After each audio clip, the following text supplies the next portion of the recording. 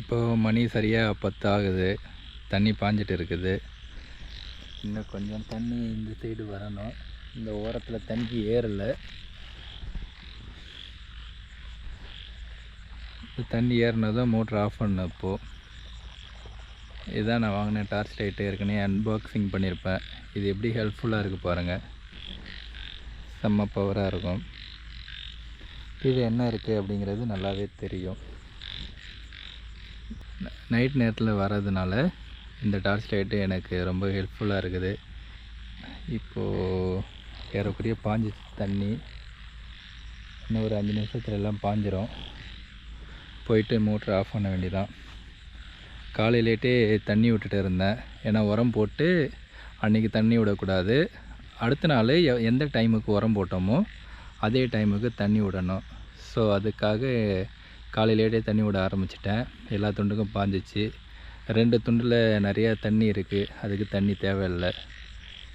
இப்போது கடைசியில் இந்த தண்ணி இழுத்த துண்டுக்கெல்லாம் தண்ணியை வச்சதில் கடைசி துண்டுக்கு பாஞ்சிட்டு இருக்குது. அதுக்காக வந்திருக்கிறேன். இன்னும் ஒரு 5 நிமிஷத்தில் இது பாஞ்சிரும். பாஞ்சு முடித்தோடனே மோட்ரு கொட்டை அங்கே இருக்குது. அங்கிட்டு போயிட்டு மோட்ரு ஆஃப் பண்ணணும்.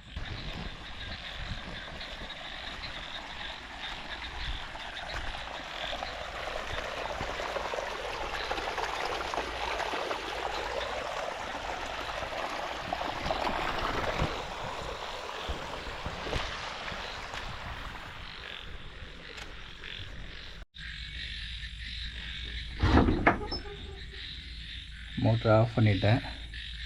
இனிமேல் வீட்டுக்கு போக வேண்டியதுதான். சுற்றி யாருமே இல்லை. இப்போ மணி சரியாக 10. கதவை சாத்திடலாம்.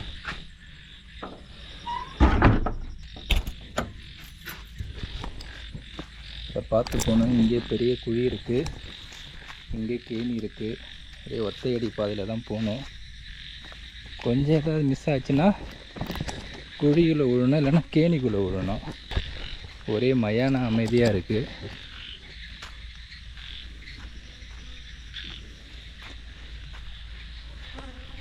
இது போல் நைட்லலாம்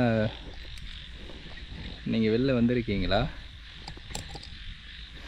எனக்கு வந்து பழக்கம் ஆகிடுச்சு. அதனால் நைட்டு 12 மணி 2 மணிலாம் பகலில் இருக்கிறது போல தான்.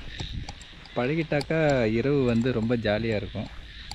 சரி, வீட்டுக்கு போகலாம். இப்போ இந்த சேத்துல கொஞ்சம் நடந்து அதுக்கப்புறம் தான் வரப்பு அங்கே இருக்குது. அங்கே போகணும்.